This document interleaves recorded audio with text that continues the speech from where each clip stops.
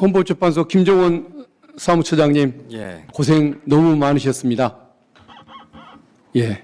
그리고 김석우 법무장관 직무대행은 현 정부, 이제 현 정부도 아니겠군요. 과거 윤석열 정권의 탓이긴 하겠지만 왜 자꾸 좀 더 이상해지는지 너무 안타깝다는 말씀을 좀 드리겠습니다. 예. 옛날에는 이러지 않았다고 저는 믿고 싶습니다. 예. 우리 법제처장님 질문 드리겠습니다. 헌법재판관 후보자 지명 연락 언제 누구한테 받으셨습니까? 월요일 날 받았습니다. 월요일 날 받았고요. 어떤 경위로 어떻게 받았는지 그거는 우리 정부 내부적인 인사 관련된 문제이기 때문에 그거는 말씀드리지 않겠습니다. 인사검증 동의서는 언제 내셨습니까? 월요일 날 냈습니다. 월요일 날 냈는데 오늘이 지금 수요일인데 이틀 만에 이런 결정이 이루어진단 말입니까?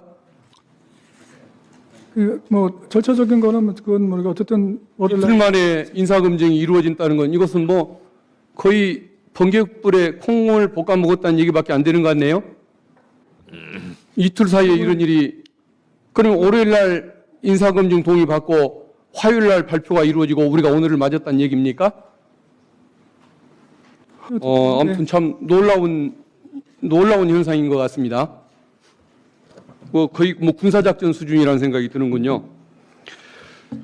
윤석열 피고인이 대통령으로 재직할 당시에 이완규 법제처장을 헌법재판관으로 임명하고 싶어 한다는 소문이 많이 돌았는데 그 소문을 이렇게 사실로 확인시켜준 한덕수 총리, 뭘 아는 분은 아닌 것 같은데 결국은 그 중간에는 아마 민정수석실이 존재하는 것이라고 봐야겠죠. 그 부분은 제가 제 추측이 틀렸습니까? 그 부분은 제가 잘 모르겠습니다.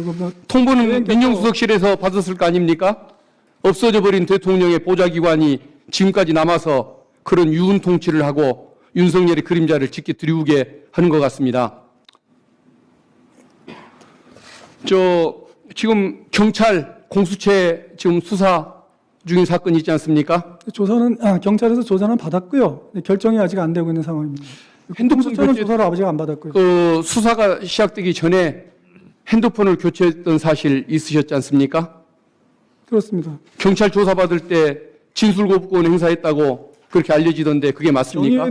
경찰 조사 받을 때 전체적인 경위에 대해서는 말씀을 드렸고요. 그다음에 이제 여러 가지 그 세부적인 이런 거에 대해서 묻는 물음에 대해서는 이미 제가 일반적인 얘기를 다 했기 때문에 똑같은 질문을 계속 똑같은 얘기를 해야 되지 않습니까? 그래서 그때는 나머지는 또 진술거부한 적은 있습니다.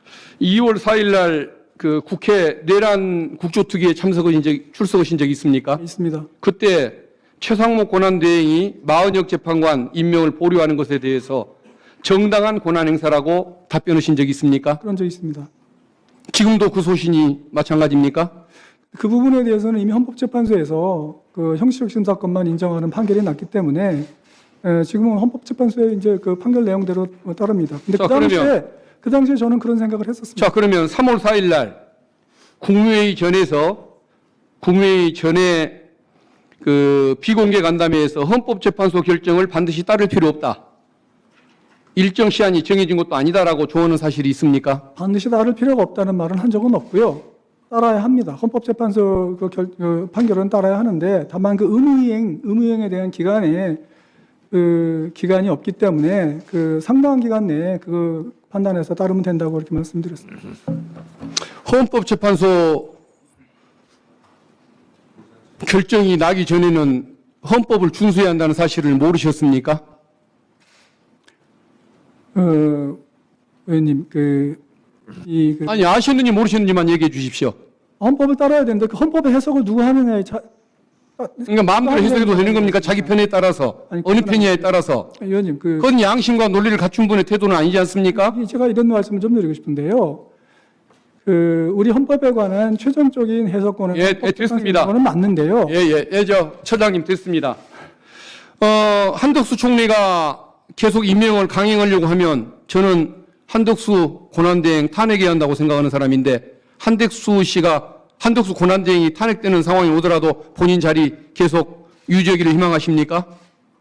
그 부분에 대해서 제가 말씀드리는 적절치 않고요. 저는 어쨌든 한덕수 권한대행께서 여러 가지 상황을 고려해서 결정을 하신 것이고, 저는 어쨌든 한덕수 권한대행의 결정을 존중하는 입장입니다. 그동안에 보여왔던 이 언행이라든가 태도를 보면 헌법재판관이 되겠다고 나서는 우리 처장님의 태도를 저는 이해를 못하겠습니다. 양심상으로라도 응해서는 안 되는 거 아닙니까? 어떻게 이런 얘기를 하고 이런 행태를 취했던 분이 헌법재판관이 되겠다고 나설 수가 있습니까? 과거에도 이런 분이었습니까? 왜 도대체 윤석열 정권하고 가까워지면 다들 사람이 이상해집니까? 원래 마치겠습니다.